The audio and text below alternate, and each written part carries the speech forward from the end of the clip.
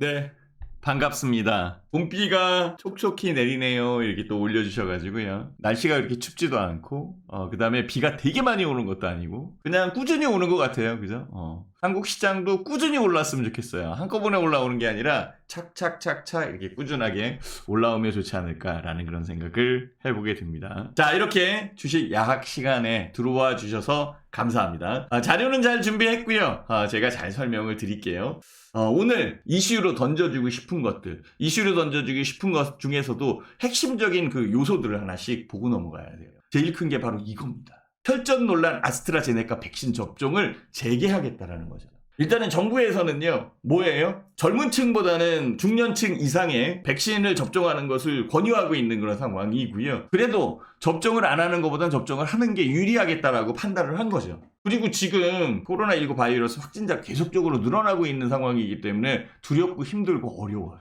이 어려운 부분을 돌파를 하려면 진짜 이스라엘처럼 100% 접종을 시켜야 된다는 얘기지. 그리고 이 부분도 있어요. 그 회원님들 진짜 이거 조심 좀 해주세요. 당부드리고 싶은 거는요. 오늘부터 실내에서는 항상 마스크 착용입니다. 항상 이거 빠지면 안 돼. 항상. 위반 시 10만원 과태료 물어요. 10만원 과태료가 무서운 게 아니라 항상 마스크 착용이라는 이 단어가 중요하다는 거죠. 언급을 굉장히 크게 한다는 거지. 아스트라제네카의 백신이든 뭐 파이자의 백신이든 어쨌든 접종을 해야 되는 그런 입장이고, 저도 아직 접종을 못했거든요. 접종률이 37개국 중에서 32등이요. 결국은 전략적인 부분이 숨어 있을 수 있어요. 뭐 한간에서는 이렇게 얘기를 해요. 정부에서 백신의 이 수급 동향 이것을 좀 간과했고 방역이 잘 되는 그런 상황이기 때문에 백신을 빨리빨리 구해야 되는데 그 부분을 약간 뒤로 밀었다, 이렇게 얘기를 하는 사람들도 있지만은요, 좋게 생각합시다. 기관이 연기금의 운영 방식의 변한 부분을 추적해서 매매를 하기 위해서 팔아놓는 것처럼 결국은 한국 정부도 아스트라제네카 백신이든 다른 쪽 백신이든 다른 쪽에서 접종하는 그 상황에서 부작용이 없는 상태에서 우리가 맞아야 되는 거잖아요.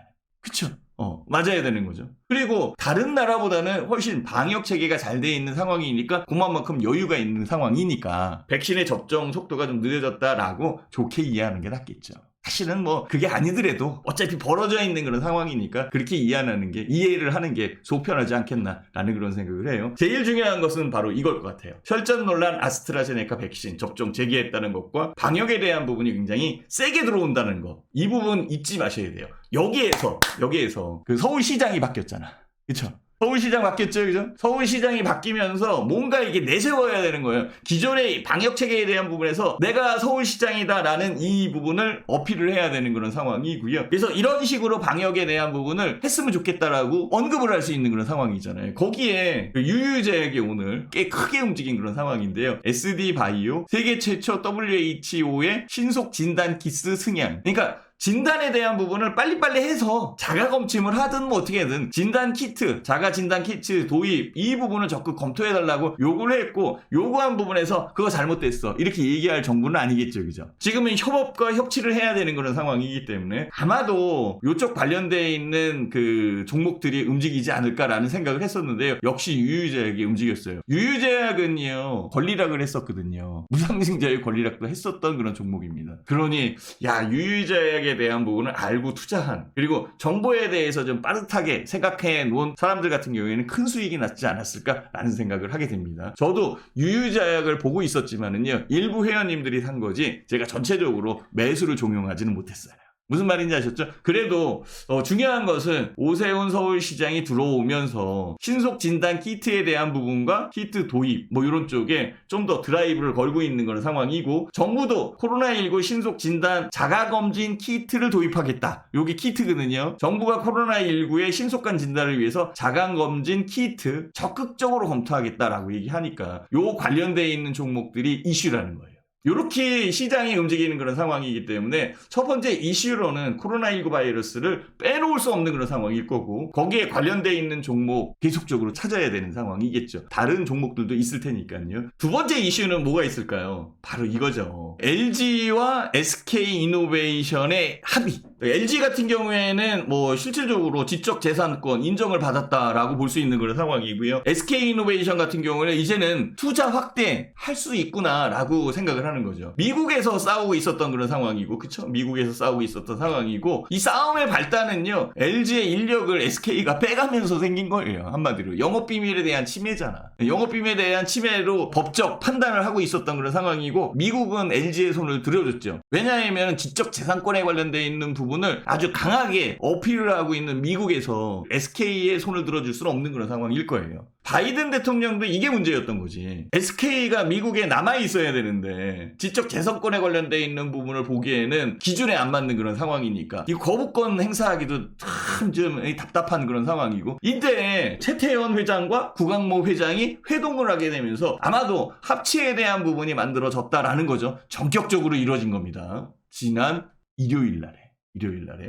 요 부분이 제일 크게 들어오는 그런 상황이고요. 여기에서 좀 더 자세하게 우리가 알아봐야 될 것은 LG와 SK 배터리 분쟁 합의에 대한 부분이겠죠. 요 부분이었었어요. LG 직원이 SK로 대거 이적을 하면서 분쟁이 촉발된 그런 상황이고, LG는 영업 비밀 침해에 대한 소송 이것을 걸고 있는 그런 상황이고요. 뭐 시간이 지나면서 이제 미국 같은 경우에는 SK 제품 수입 제한, SK 백악관 개입 요청을 했고, SK는 양사에 대한 부분에 바이든 거부권 시한을 하루 앞두고, 근데 거부권을 행사하지 않았을지도 몰라요. 바이든 대통령이 전격 합의를 했다라는 거. 합의에 대한 부분에서는 현금 1조 원과 로열티 1조 원에서 총 2조 원을 주는데, 원래는 LG 쪽에서는 3조 원을 요구를 했고 SK 쪽에서는 1조 원을 요구를 했죠. 어쨌든 협상을 할 때에는 많이 내고 적게 제시를 해서 중간 타협점을 잡는 그런 상황이니까 2조로 잡혔구나라고 이렇게 생각하시면 되고요. 이 합의에 의해서 관련 국내외 모든 쟁송은 소송에 관련되어 있는 부분은 취하하기로, 그리고 10년간 추가적으로 소송에 대한 부분을 안기로 합의한 이 부분이겠죠. 그죠? 이게 제일 큰 거예요. LG와 SK 싸움 때문에 LG의 글로벌 마켓쉐어가 캐틀, CATL, 중국의 캐틀사에 뒤졌어요. 2위예요, 이제 LG가.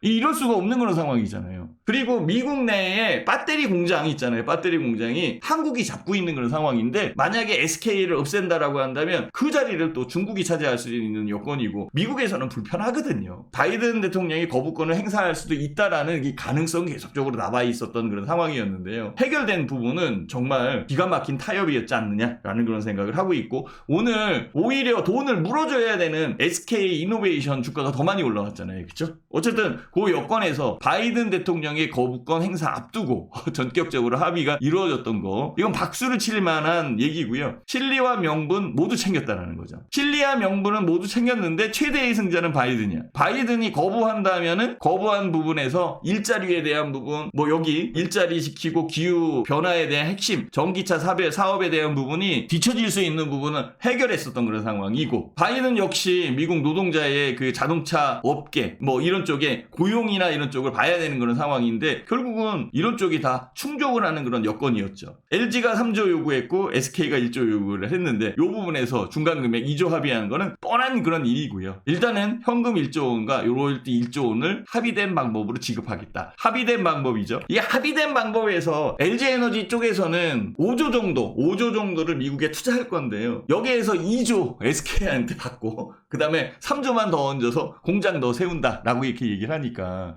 일단은 뭐 배터리 분쟁에 대한 부분은 다 지나갔지 않나라는 그런 생각을 하고 있고요. 향후에 배터리 시장에 대한 변화만 우리가 보면 될 것 같아요. 전기차 배터리 시장의 시장 점유율이 바뀌어 있었던 그런 부분이 있고요. 중국의 캐틀, CATL이 24%, LG화학이 23.5% 뒤떨어졌죠. 그죠? 뒤떨어진 그런 상황이고, 여기 파나소닉, 그 다음에 그 삼성 SDI가 또 뒤떨어졌어요. 바이드.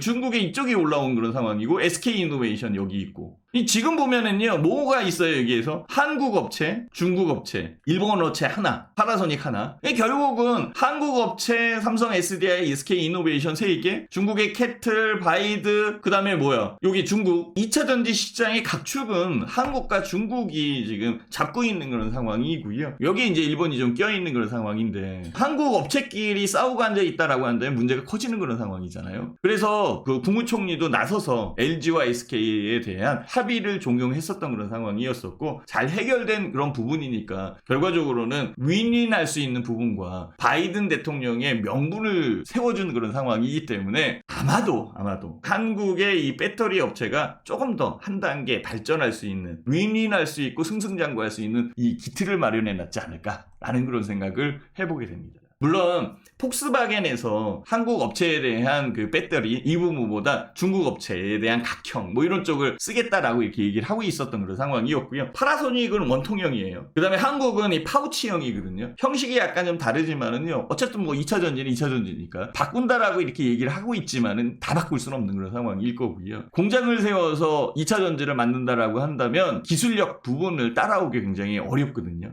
결국은 한국 업체에 손을 벌릴 수밖에 없는 그런 상황일 거고요. 잘 시장의 캐퍼를 만들어서 한 단계 뛰어넘을 수 있는 이 여건만 만들어진다면 제가 보기에는 2차 전지는 반도체 시장을 넘어설 수 있어요. 2025년도에 들었으면은 반도체 시장보다 2차 전지 시장이 훨씬 더 커진다라고 이렇게 얘기를 하잖아요. 그죠?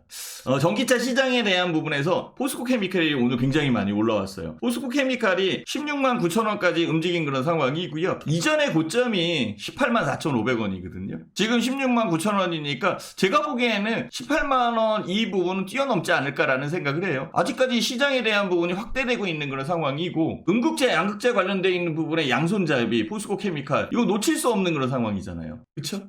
화학 에너지 소재에 뛰어난 비전 해가지고 포스코 케미칼의 비전으로 지금 보고 있는 그런 상황인데요. 지금 양극재에 대한 부분도 있지만 음극재에 대한 부분에 이 밀도가 커지고 있는 그런 상황에 배터리를 만들고 있는 상태이기 때문에 양극재든 음극재든 GM과 LG 에너지 솔루션 이쪽에 납품을 하고 있는 그런 상황이고요. 전기차용 음극재에 대한 공급 이런 부분들로 추가적으로 상승할 수 있는 여건이 만들어져 있다라고 보시면 맞습니다.